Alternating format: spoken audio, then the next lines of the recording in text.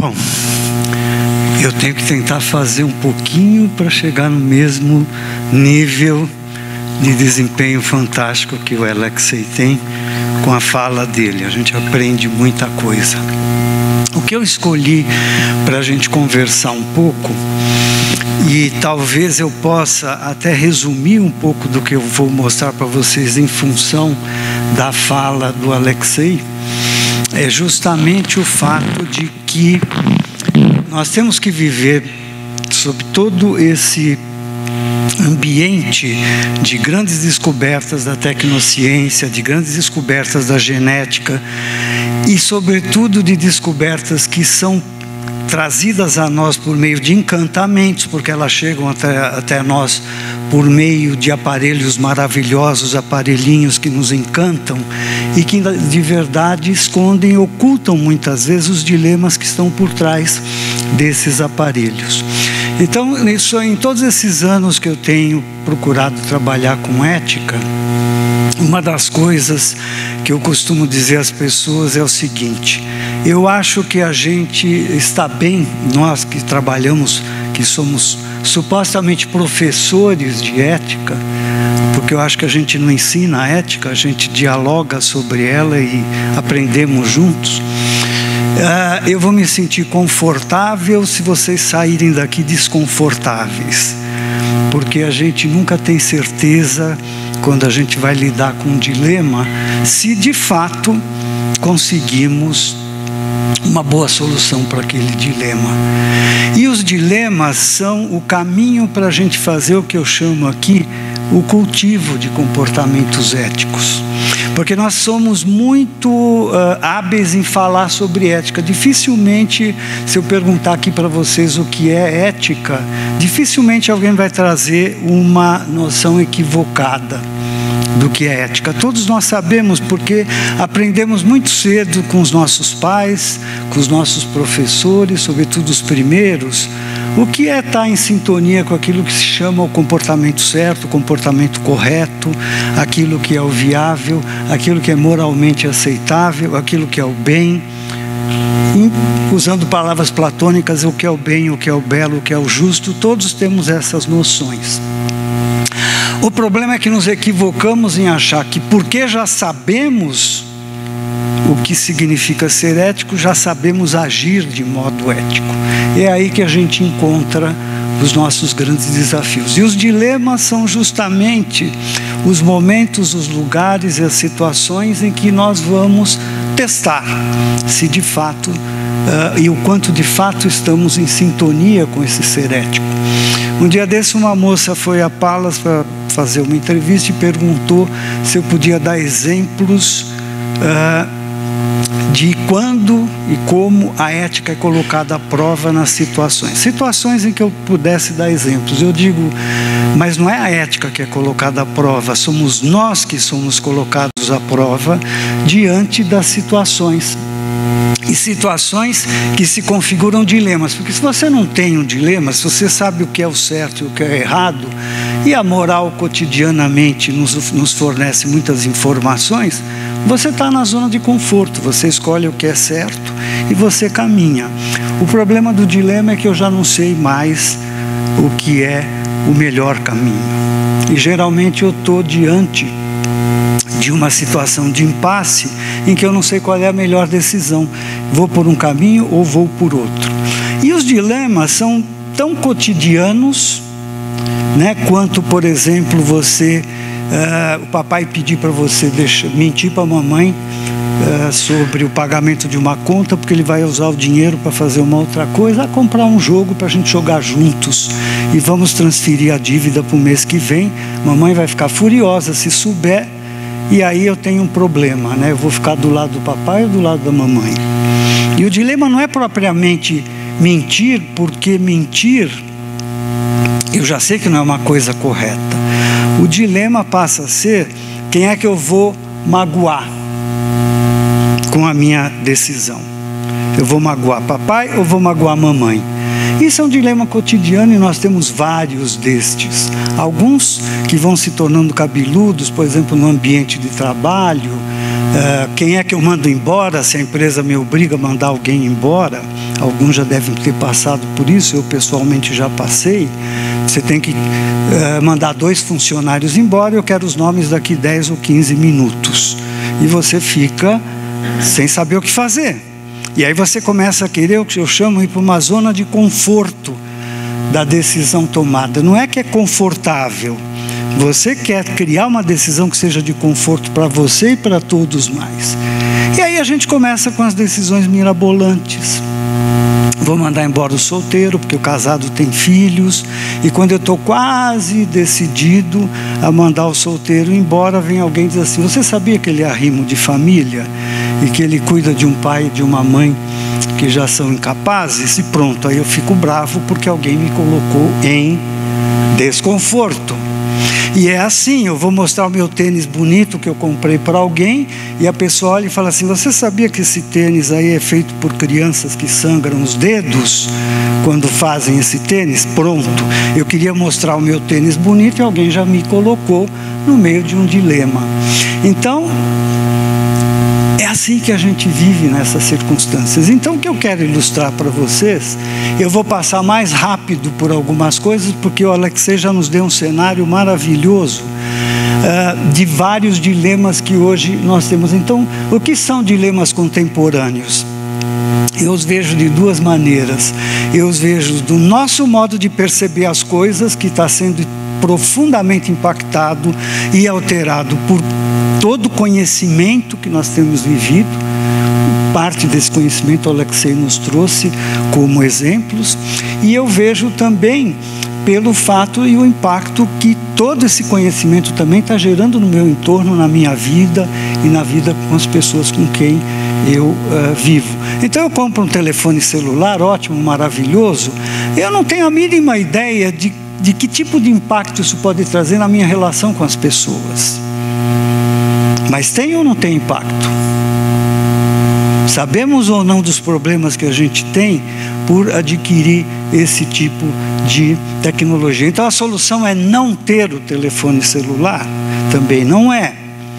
É preciso que eu descubra as novas formas de perceber o que acontece no meu entorno, para que eu possa saber direitinho o que eu tenho que mudar. E os dilemas, então, eu trouxe aqui uma definição que você acha em qualquer dicionário de filosofia, que é uma exigência moral em conflito com outra. Tá certo? Então eu tenho que tomar uma decisão: minto para o papai ou minto para a mamãe? Ou seja, vou magoar o papai ou vou magoar a mamãe com a minha decisão? O que eu faço? Não é? E isso gera desconforto. E gera um desconforto que muitas vezes eu não vou ter regra alguma para poder tomar essa decisão, porque ela vai ter que ser naquele momento. Eu estou sozinho. Muito bem, se eu tiver a ajuda de alguém, ótimo. Quando você tiver o dilema, se você puder recorrer a alguém que você goste, que você ame, que você confie, é a melhor coisa que a gente possa fazer. Vai lá conversar com a vovó e ver o que ela acha, ou com o vovô, o que ele poderia te ajudar nesse tipo de questão. Então a gente vai avançando nessas questões, é aqui. E isso aqui eu nem preciso parar muito, porque o Alexei nos ilustrou com muita clareza. Nós estamos vivendo uma época em que há que se reconfigurar o que a gente chamaria de diferença entre o humano e o animal. E aí é muito dessa ideia: o que eu tenho que reconfigurar? O que é o animal ou o que é o humano? Ou as duas coisas? E essas coisas são muito importantes, porque estão impactando não somente a minha vida em grupo, em sociedade, mas estão impactando a minha vida dentro de casa, a minha vida privada e a minha vida íntima. Porque eu, como pai, posso ser um fulano carnívoro e vou ter um filho que é um fulano vegetariano, vegano, e que vai arranjar encrenca comigo dentro de casa na hora da gente se alimentar. E aquela hora que seria aquela hora de grande harmonia na refeição, pode virar um grande temporal. Sim ou não? E essas coisas todas nós estamos vivendo com grande intensidade em vários aspectos, seja na nossa vida junto à família, seja na nossa vida junto aos amigos. Então nós temos várias questões que nós temos, e a nossa inquietude em relação a todas essas coisas é crescente. A nossa inquietude é crescente, não é? Uma das coisas que nós temos, eu acho que o Alexei trouxe em parte isso, é como definir o humano. O Alexei nos sugere, vamos à busca dessa compreensão do transhumano, seja qual for a questão, há que se reconfigurar fronteiras aí. E isso é um desafio nosso contemporâneo. Esse é um desafio que nos cabe. E hoje nós somos impactados por uma massa de conhecimento que talvez a gente minimamente tenha, olhando para trás, olhando para os nossos antepassados, a chance de entender como é que eles lidariam com isso. Porque muito do nosso modo de lidar com problemas, a gente olha para o passado e vê como é que eles faziam, não é? Para lidar com certos problemas. Hoje nós não temos. O que no nosso passado, quem falou em transhumano, como Alexei bem ilustrou, para a gente poder saber, poxa, como é que eles fariam? Nós estamos sempre à busca de inspiração para resolver todo tipo de dilema. Eu gosto de trazer essa ilustração porque eu acho interessante. Isso aqui é a comparação de DNAs do humano com os chimpanzés. Olha, eles são 99,6% semelhantes a nós, ou somos nós que somos semelhantes a eles? O Alexei acho que trouxe um pouco disso. Com esse peixinho aqui, nós temos 75% de semelhança. É uma informação que eu tenho e, portanto, ela me coloca em outra perspectiva na minha relação com esse tipo de vida. Eu não posso mais ficar pensando que são simples objetos à minha disposição. Eu começo necessariamente a ter que pensar que são circunstâncias bem diferentes, porque há uma similitude, há uma aproximação muito maior que me obriga a lidar de modo diferente com essa questão. Olha a banana, nós somos 40% iguais a uma estrutura de uma banana. Então, talvez os nossos avós, sobretudo o meu nono italiano, quando falava que eu era um banana para alguma coisa, não tivesse tão errado assim, tá certo? É uma questão fundamental. Então, quando nós falamos, aqui eu vou mais rápido, porque o Alexei nos trouxe vários exemplos, há quem afirme que os computadores serão capazes de pensar como os humanos. E hoje já tem gente que diz assim, olha, essa estrutura aqui de carbono que a gente vive, orgânica, ela é muito frágil. Talvez a vida tivesse que ser transportada para outras estruturas mais sofisticadas. E isso faz com que nós tenhamos que pensar o que significa partir para esse outro tipo de vida. Mas isso eu estou falando em termos de grandes dilemas, que você pode ver e falar assim, mas o que eu tenho a ver com isso? Né? O problema é que nós vamos sendo introduzidos nessas questões, sobretudo por mecanismos de consumo que vão nos encantando e muitas vezes distorcendo aquilo que seria a nossa própria decisão de como lidar com isso, não é? Então, o que nós temos que fazer? Eu tenho encontrado aí nas minhas leituras duas vertentes. Uma que diz assim, olha, vamos deixar todas essas transformações maravilhosas acontecerem e depois, quando os problemas aparecerem, a gente vai ver o que faz. E outra que diz assim, não, peraí, vamos ser prudentes. Vamos tentar perceber para onde pode parar a vida se a gente continuar nessa sanha e nessa busca. Por quê? Porque nós somos encantados por esses achados. Eu gosto de usar exemplos muito simples. Uma prótese mamária foi inventada, supostamente, para colaborar com uma mulher que perdesse o seio. Mas a prótese mamária, por colocar uma mulher, muitas vezes, numa condição esteticamente muito superior ao que ela tinha, faz com que a amiga dela queira usar uma prótese mesmo sem necessidade. E criamos aí um outro mercado de consumo de próteses. Isso porque não pode acontecer com outras tantas tipos de achados que nós vamos ter. Então aí nós estamos falando de avanços que nos encantam no imediato, nos encantam no cotidiano da vida, mas que nós não temos certeza ainda de como isso vai nos afetar de forma impactante, sobretudo as nossas relações com as pessoas. Por quê? Eu tenho experiência de consultório. Eu já tive, por exemplo, uma pessoa que veio dizer que perdeu a atração pela esposa depois que ela colocou uma prótese mamária. Alguém esperava isso? Como assim? Ah, não sei, aquilo ficou esquisito, eu não consigo mais tocar nela, nessa região. Então, olha como é impactante. Eu me pergunto, alguém pensou nesse tipo de coisa? As circunstâncias, as situações humanas, elas são sempre mais complexas do que todas as regras e todas as possibilidades que a gente antecipou. Por isso que é importante a gente ficar atento. A atenção é uma questão importante. Aqui alguns exemplos que eu posso passar rápido, mas eu acho interessante, que é a realidade virtual aumentada. Como não se encantar com essas coisas? Né? Como não se encantar com máquinas e com mecanismos que nos permitem avançar e resolver mais rapidamente os nossos problemas? Então, aqui é a realidade virtual melhorada. Tudo isso aí já está em uso em muitos hospitais. E hoje, se alguém disser para você, você prefere ser operado por um robô que faz um corte de precisão refinadíssimo ou prefere ser operado por um médico, provavelmente você vai dizer, eu acho que o robô é melhor, é mais confiável, né? É assim que a gente vai avançando, sem saber muito onde é que a gente vai parar. E aqui nós temos os wearables, tudo que a gente já usa, os nossos fones de ouvido, e já estamos avançando para o que você chama usables. Tudo isso interfere na nossa vida imediata. E isso é muito importante, porque nós não temos noção muito clara de para onde leva a nossa concepção do humano.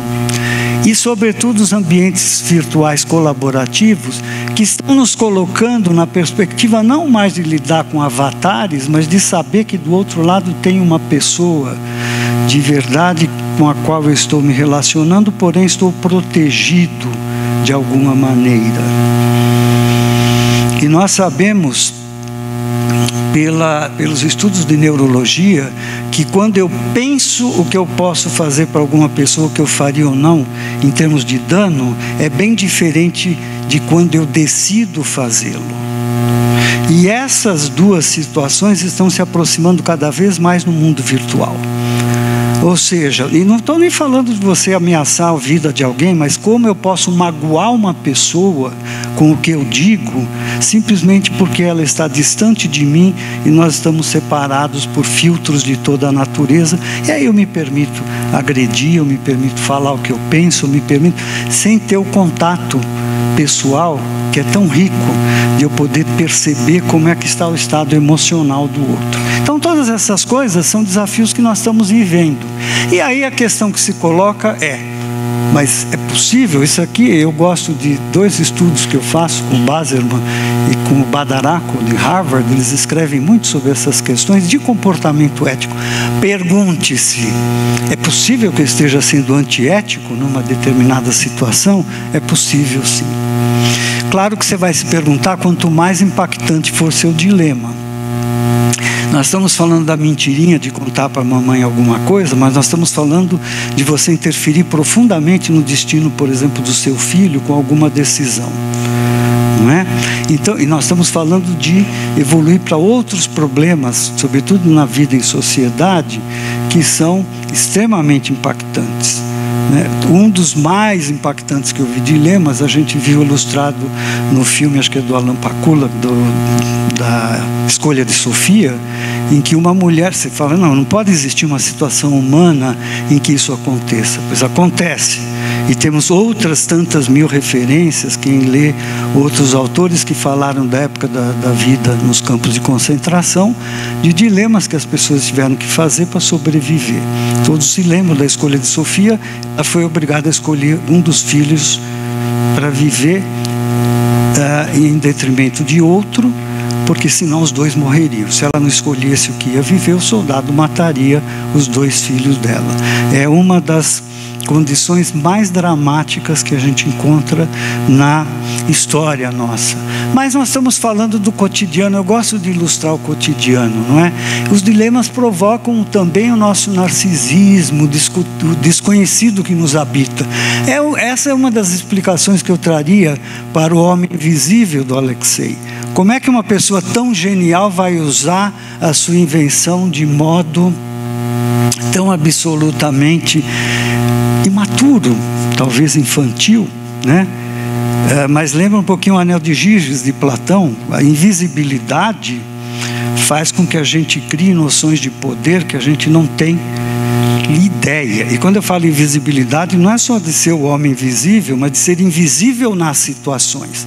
A maioria das situações de corrupção, a gente tem essa condição. Eu consigo permanecer invisível. Então, é importante que a gente se dê conta desse desconhecido que nos habita. Outra coisa é a angústia, o estresse. Os dilemas são fontes geradoras de angústia e de estresse. Então, muitas vezes eu vou ter que decidir sobre dilemas exatamente numa circunstância emocional que eu estou mais comprometido, onde todos os meus gatilhos de reatividade estão praticamente ativados. Quando é dilema, eu sou empurrado para isso aqui. Os dilemas nos empurram para essas situações com muita facilidade. Então a gente também tem que ter chance de ficar atento. E aí eu estou falando da exacerbação do conforto que na sociedade hoje nos hipnotiza. Exacerbação de conforto e segurança. Nós queremos ser perfeitos no nosso desempenho, mas sem sair da zona de conforto e sem sair da zona de segurança. Coisa que é praticamente impossível, mas a gente está se investindo disso. Por isso vale a pena ler alguns dos sociólogos aí que têm estudado, Zygmunt Bauman, por exemplo, todas essas situações. E tudo isso nos leva a essa ideia de que talvez eu não esteja preparado, como eu imagino, para enfrentar o dilema. A gente não é tão esperto quanto a gente imagina, não é? A gente não percebe que a gente não percebe as coisas. A gente não percebe que a gente não percebe a dimensão dramática dos dilemas, mesmo que eles sejam pequenininhos e cotidianos. Se você vai resolver, voltando à decisão, vou magoar o papai, vou magoar a mamãe, você muitas vezes não tem a noção de quais são as consequências que você vai fazer, e no fim você acaba gerando um drama gigantesco, não é?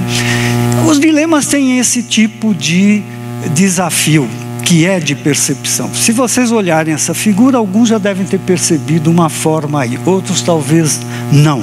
O fato é que investigar um dilema faz com que a gente vá percebendo, e ao perceber você não deixa mais de considerar aquilo como presença. Se você considera aquilo como presença, aquilo vai te dar o tom do que você deve fazer quando você deve decidir. Isso está me mostrando o quanto eu posso magoar a pessoa. Isso está me mostrando o quanto de dano eu posso causar se eu ir na direção qualquer de um caminho escolhido para resolver uma questão. E aí, cotidiano. Minto para namorado ou não, minto para o meu parceiro ou não, enfrento ou não um colega de trabalho, não é? Diante de conflitos que eu tenho. São essas coisas que me embalam no dia a dia, não é? E aí nós temos várias possibilidades que eu vou passar rápido, porque o tempo já está bastante avançado, mas que nos afetam. Uma delas é o que a gente chama de eticidade limitada. É quando eu começo, primeiro que eu não consigo perceber, como eu falei, as coisas que, a gravidade embutida nas situações, sobretudo situações lesivas. E a gente já sabe do comportamento ético, que quanto mais distante eu estou da pessoa que está sendo lesada pelo meu comportamento, quanto mais estranha e desconhecida ela for, menos eu vou estar conectado com a ideia de que essa lesão vai acontecer. Era, por exemplo, a senhora lá da minha vizinha, na época que a gente tinha que economizar água, que ela falava assim: eu não tenho que economizar nada, eu pago os meus impostos e eu vou usar água. Mas a prefeitura está pedindo para não gastar água, porque isso pode faltar, sobretudo para a periferia. Mas isso não é problema meu. Porque as pessoas que eu vou afetar são desconhecidas, são rostos invisíveis. Na medida em que eu começo a me introduzir na vida dessas pessoas, as coisas vão mudando. É errado, mas todos fazem assim. Quem é que já não fez alguma coisa errada porque todo mundo faz assim? Né? Eu passei. A reatividade aí é uma coisa importante, que é